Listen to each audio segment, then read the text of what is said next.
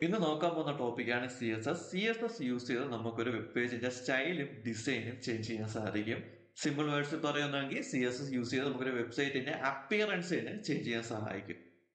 CSS എങ്ങനെ നമുക്ക് HTML പേജിന്റെ അകത്ത് ലിങ്ക് ചെയ്യിപ്പിക്കാം? അതിൽ 3 മെത്തേഡാണ് ഉള്ളത്. അതിൽ ആദ്യത്തെ മെത്തേഡാണ് പറയാൻ പോകുന്നത് ഇൻലൈൻ CSS. ഇൻലൈൻ CSS എങ്ങനെ അച്ചീവ് ചെയ്തെടുക്കാം?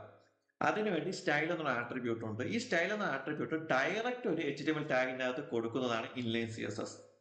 ഓക്കെ, പിന്നെ CSSനകത്ത് നമ്മൾ മെയിൻ ആയിട്ട് പഠിക്കുന്നത് CSSനകത്ത് പറഞ്ഞ പ്രോപ്പർട്ടിയും അതിന്റെ കറസ്പോണ്ടിങ് റിലേറ്റീവ് വാല്യൂസും കൂടിയാണ് പഠിക്കുന്നത്. ഓക്കെ, നമുക്ക് ഇൻലൈൻ CSSന്റെ ഒരു എക്സാമ്പിൾ ചെയ്ത് നോക്കാം. അപ്പൊ ഞാൻ ഡയറക്റ്റ് H2 ടാഗിന്റെ അകത്ത് സ്റ്റൈൽ ആട്രിബ്യൂട്ട് വിളിക്കുന്നു. അതിന്റെ അകത്ത് ഞാൻ കൊടുക്കുന്നു പ്രോപ്പർട്ടി കൊടുക്കുകയാണ്. അപ്പൊ എഴുതുന്ന സിന്റാക്സ് എങ്ങനെയാണ്? പ്രോപ്പർട്ടി നൈ കോളൻ വാല്യൂ സെമിക്കോളൻ അവസാനിക്കുന്നു. അപ്പൊ ഞാൻ ഇവിടെ ആദ്യം കൊടുത്ത പ്രോപ്പർട്ടിയാണ് colour property. Colour property specify ചെയ്യണം ഇത്രയേ ഉള്ളൂ. ടെക്സ്റ്റിനും കളർ കൊടുക്കാൻ വേണ്ടിയാണ് കളർ പ്രോപ്പർട്ടി യൂസ് ചെയ്യുന്നത്. ഇപ്പൊ പ്രോപ്പർട്ടി നൈ കോളൻ വാല്യൂ സെമിക്കോളൻ അവസാനിക്കുക. അപ്പൊ ഔട്ട്പുട്ട് നോക്കിയാൽ മതി. നമുക്ക് എന്താ കിട്ടി? ചുമന്ന അക്ഷരത്തിൽ ഔട്ട്പുട്ട് കിട്ടി. ഒന്നും കൂടി ഒരു എക്സാമ്പിൾ ചെയ്ത് കാണിച്ചു തരാം. അടുത്ത H2 ടാഗിന്റെ അകത്ത് സ്റ്റൈൽ ആട്രിബ്യൂട്ട് യൂസ് ചെയ്യുന്നു, കളർ പ്രോപ്പർട്ടി യൂസ് ചെയ്യുന്നു, ഒരു വാല്യൂ കൊടുക്കുന്നു. Okay, green. ഓക്കെ, ഔട്ട്പുട്ട് നോക്കും. അതേപോലെ വീണ്ടും സ്റ്റൈൽ വിളിക്കുന്നു, കളർ പ്രോപ്പർട്ടി യൂസ് ചെയ്യുന്നു, വാല്യൂ സെറ്റ് ചെയ്യുന്നു. ഇതാണ് ഇൻലൈൻ CSS. നമ്മൾ വലിയ പ്രോജക്റ്റിനകത്ത് ഇൻലൈൻ CSS കൂടുതൽ യൂസ് ചെയ്യത്തില്ല. ചെറിയ മൈന്യൂട്ട് എറർ കറക്ഷൻ ഒക്കെ വേണ്ടി നമ്മൾ എന്ത് ചെയ്യും? ഇൻലൈൻ CSS ഒക്കെ യൂസ് ചെയ്യും. പൊതുവെ കുഞ്ഞു പ്രോജക്റ്റിലൊക്കെ മാത്രമേ ഇൻലൈൻ CSS യൂസ് ചെയ്യത്തുള്ളൂ.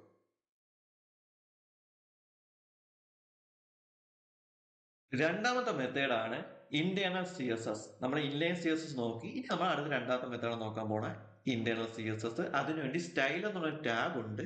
ഈ ടാഗിനുള്ളിൽ നമ്മൾ CSSന്റെ കോഡ് എഴുതുന്നത്. അപ്പൊ ഈ സ്റ്റൈൽ ടാഗും CSSന്റെ കോഡും എല്ലാം കൂടി ഹെഡ് സെക്ഷനകത്താണ് നമ്മൾ പൊതുവെ എഴുതുന്നത്. അപ്പൊ ഞാൻ ഹെഡ് സെക്ഷനിൽ പോയിട്ട് സ്റ്റൈൽ ടാഗ് വിളിച്ചു. ഈ സ്റ്റൈൽ ടാഗിന്റെ അകത്താണ് ഞാൻ CS പ്രോപ്പർട്ടി പറഞ്ഞു കൊടുക്കുന്നത്. അപ്പൊ ഇവിടെ വരാൻ നേരത്തെ ഒരു കാര്യം ശ്രദ്ധിക്കണം. ഏത് ടാഗിനാണോ പറഞ്ഞു കൊടുക്കാനുള്ള ആ ടാഗിന്റെ പേര് ഫസ്റ്റ് വിളിക്കണം. എനിക്ക് P ടാഗിന് പറഞ്ഞു കൊടുക്കണം. ഞാൻ എന്ത് ചെയ്യണം?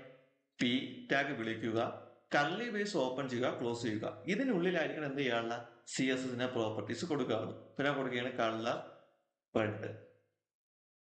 കേട്ടോ, അപ്പൊ എനിക്ക് എന്ത് ചെയ്യണം? H2 ടാഗിന് കൊടുക്കണമെങ്കിൽ ഞാൻ എന്ത് ചെയ്യണം? H2 കർലി ബേസ് ഓപ്പൺ ചെയ്യുക, ക്ലോസ് ചെയ്യുക, കളർ ഗ്രീൻ. ഓക്കെ, ഇപ്പൊ ഇവിടെ ഡിഫറൻസ് നോക്ക്.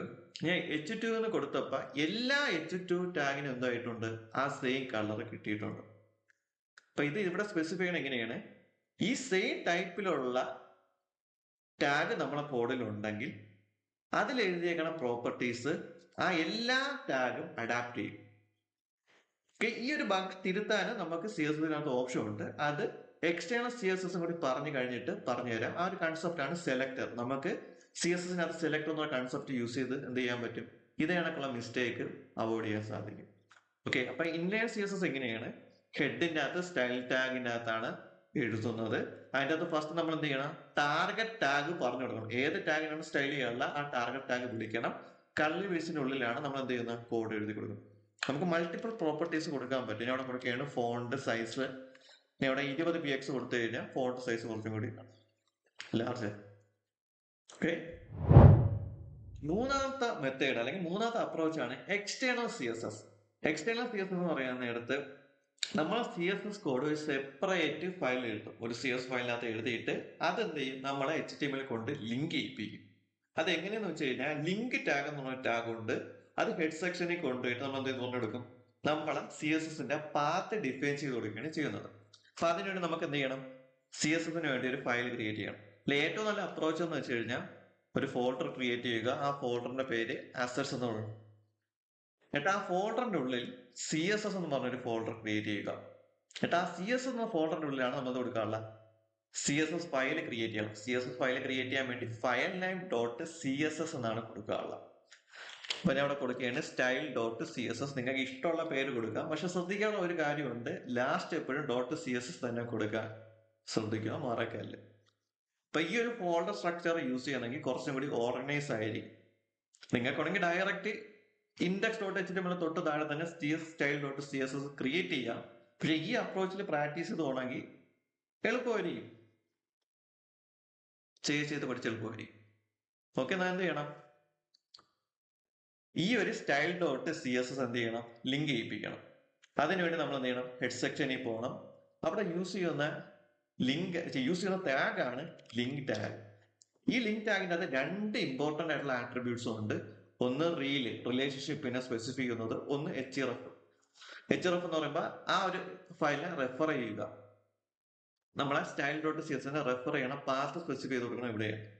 അപ്പൊ ഈ റിലേഷനകത്ത് പറഞ്ഞു കൊടുക്കുന്നത് ഇത് എന്ത് ടൈപ്പ് റിലേഷൻ ആണ്, ജാവാസ്ക്രിപ്റ്റ് പേജ് ആണോ, സ്റ്റൈൽഷിപ്പ് ആണോ, അതോ ഐക്കൺ ആണോ, അതാണ് പറഞ്ഞു കൊടുക്കുക.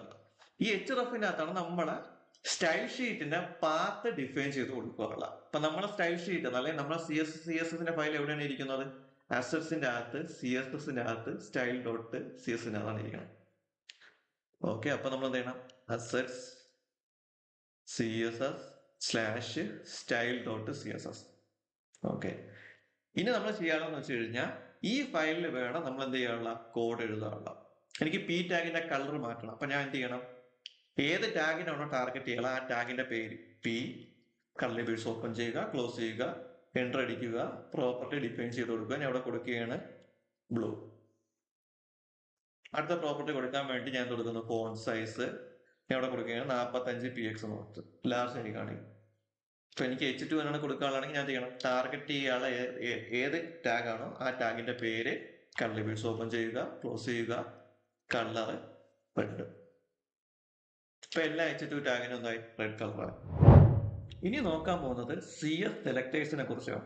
ഈ സെലക്ടേഴ്സ് ആണ് തീരുമാനിക്കുന്നത് ഏത് ടാഗിന് സ്റ്റൈൽ കൊടുക്കണം, അല്ലെങ്കിൽ ഏത് ടാഗിന് CS പ്രോപ്പർട്ടി കൊടുക്കണം എന്ന് തീരുമാനിക്കുന്നത് ഈ ഒരു CS സെലക്ടേഴ്സ് ആണ്. 3 CS സെലക്ടേഴ്സ് ആണ് ഉള്ളത്. ഒന്ന് ടാഗ് നെയിം വെച്ച് സെലക്ട് ചെയ്യാം, ഒന്ന് ക്ലാസ് നെയിം വെച്ച് സെലക്ട് ചെയ്യാൻ പറ്റും, പിന്നെ ID വെച്ചിട്ട് നമുക്ക് സെലക്ട് ചെയ്യാൻ പറ്റും. അതെങ്ങനെയാണ് നമുക്ക് എന്ത് ചെയ്യാം, എക്സാമ്പിൾ വെച്ച് ചെയ്ത് നോക്കാം. അപ്പൊ നമ്മൾ ആദ്യത്തെ ചെയ്തിട്ടുണ്ടാണ്, ആദ്യത്തെ സെലക്ട് ആണ് ടാഗ് നെയിം വെച്ച്. ഞാൻ ഇവിടെ കൊടുക്കുകയാണ് P, അതിന് കർലി ബ്രേസ് ഓപ്പൺ ചെയ്ത് ക്ലോസ് ചെയ്ത് അതിന്റെ പ്രോപ്പർട്ടി കൊടുക്കുകയാണ് ഞാൻ റെഡ്. അപ്പൊ സെലക്ടേഴ്സ് ആണ് ഡിഫൈൻ ചെയ്ത് കൊടുക്കുന്നത് ഏതിന് ഏത് പ്രോപ്പർട്ടി പോകണോ. അപ്പൊ ടാഗ് നെയിം വെച്ച് സെലക്ട് ചെയ്യാൻ ഇത്രയേ ഉള്ളൂ. പക്ഷെ ഇതിന്റെ ഒരു കുഴപ്പവും കൂടി ഉണ്ട്. ഞാൻ ഇവിടെ H2 ആണ് യൂസ് ചെയ്യുന്നതെങ്കിൽ എന്റെ ചലഞ്ച് ഇത്രയായിരിക്കും, ആദ്യത്തേൽ മാത്രം ഗ്രീൻ വന്നാൽ മതി. പക്ഷെ ഞാൻ ടാഗ് നെയിം വെച്ചാണ് സെലക്ട് ചെയ്യണമെങ്കിൽ എല്ലാ H2 ടാഗിനും ഗ്രീൻ വരും. കാരണം ഇവിടെ അങ്ങനെയാണ് പറയുന്നത്, സെയിം ടൈപ്പിലുള്ള ടാഗ് വരുന്നെങ്കിൽ ഈ സെയിം പ്രോപ്പർട്ടി എല്ലാവർക്കും അപ്ലൈ ആവും. ടാഗ് നെയിം വെച്ച് സെലക്ട് ചെയ്യുമ്പോൾ ഒരു പ്രോബ്ലം വരുന്നത്, ഒറ്റൊരു വാല്യൂ ആണെങ്കിൽ സെയിം വരത്തില്ല. അപ്പൊ അത് അവോയ്ഡ് ചെയ്യാൻ വേണ്ടി നമുക്ക് ക്ലാസ് യൂസ് ചെയ്യാം, ID യൂസ് ചെയ്യാം. അതെങ്ങനെയാന്ന് വെച്ച് കഴിഞ്ഞാൽ എന്റെ ചലഞ്ച് എന്താണ്, ആദ്യത്തെ ഒരു H2 ടാഗിന് മാത്രം ഗ്രീൻ കളർ മതി. അപ്പൊ ഞാൻ എന്ത് ചെയ്യും, ഈ ഒരു H2 ഈ 3 H2 ഉള്ളതിൽ ആദ്യത്തേന് മാത്രം ഒരു യുണീക്ക് ആയിട്ടുള്ള പേര് കൊടുക്കും, അല്ലെങ്കിൽ ഒരു പേര് സെറ്റ് ചെയ്ത് കൊടുക്കും. അതിനുവേണ്ടി ഞാൻ യൂസ് ചെയ്യുന്ന ആദ്യത്തെ അപ്രോച്ചാണ് ക്ലാസ്. ക്ലാസിന്റെ അകത്ത് ഞാൻ ഒരു പേര് കൊടുക്കുകയാണ് head1. ഇനി ഞാൻ എന്താണ് ചെയ്യുന്നത്, ക്ലാസ് നെയിം വെച്ചിട്ട് ഞാൻ CS സെലക്ടർ ആക്സസ് ചെയ്യും. അപ്പൊ അതിനു വേണ്ടി എന്ത് ചെയ്യണം, ഡോട്ട് യൂസ് ചെയ്യുക, ഏത് ക്ലാസ് നെയിം ആണോ യൂസ് ചെയ്യുന്നത് ആ ക്ലാസ് നെയിം എന്ത് ചെയ്യുക, പാസ് ചെയ്ത് കൊടുക്കുക. എന്നിട്ട് കർലി ബ്രേസ് ഓപ്പൺ ചെയ്യുക, ക്ലോസ് ചെയ്യുക, പ്രോപ്പർട്ടി എഴുതി കൊടുക്കുക. ഇപ്പൊ ശ്രദ്ധിച്ചാൽ മതി, ആർക്ക് മാത്രമേ വന്നുള്ളൂ ഗ്രീൻ, ആദ്യത്തെ H2 മാത്രമേ വന്നിട്ടുള്ളൂ. ഈ head1 എന്ന് പറഞ്ഞ ക്ലാസ് നെയിം ഏതൊക്കെ ടാഗ് ഞാൻ സ്പെസിഫൈ ചെയ്ത് കൊടുക്കോ അതിനെല്ലാത്തിനും ഈ കളർ കിട്ടും. സിമ്പിൾ ആയിട്ട് പറയണമെങ്കിൽ ഞാൻ നാട്ടെ ഈ മൂന്നാമത്തെ H2 അകത്ത് ക്ലാസ് എന്ന് കൊടുത്തിട്ട് head1 എന്ന് കൊടുത്തു കഴിഞ്ഞാൽ ആ സെയിം സാധനം നമുക്ക് എന്ത് ചെയ്യാൻ പറ്റും, കോപ്പി ചെയ്ത് കൊടുക്കാൻ പറ്റും. ഓക്കെ, ഈ ക്ലാസിന്റെ വർക്കിംഗ് പോലെയാണ് ID-യുടെ വർക്കിംഗ്. അപ്പൊ ID കൊടുക്കാൻ വേണ്ടി എന്ത് ചെയ്യുക, ID ആട്രിബ്യൂട്ട് യൂസ് ചെയ്യുക, ആ IDക്ക് ഒരു പേര് കൊടുക്കുക. പിന്നെ CSS-നകത്ത് യൂസ് ചെയ്യാൻ നേരത്തെ എന്ത് ചെയ്യണം, ID ആണെങ്കിൽ സ്റ്റാർട്ട് ചെയ്യാനുള്ള ലെറ്റർ അല്ലെങ്കിൽ സിമ്പിൾ ഹാഷ് ആയിരിക്കണം, എന്നാൽ മാത്രമേ ആ പ്രോപ്പർട്ടി വരത്തുള്ളൂ. ഞാൻ ഇവിടെ വേറെ കളർ കൊടുത്ത് നോക്കുക, കണ്ടാ. അപ്പൊ ID ആണെങ്കിൽ ഹാഷും ക്ലാസ് ആണെങ്കിൽ ഡോട്ടും. ഞാൻ ഇവിടെ കൊടുക്കുകയാണ് ക്ലാസ് head3, അതിന്റെ സ്റ്റൈൽ എഴുതുകയാണ് head3 colour yellow. Okay, yellow കാണാൻ പറ്റത്തില്ല.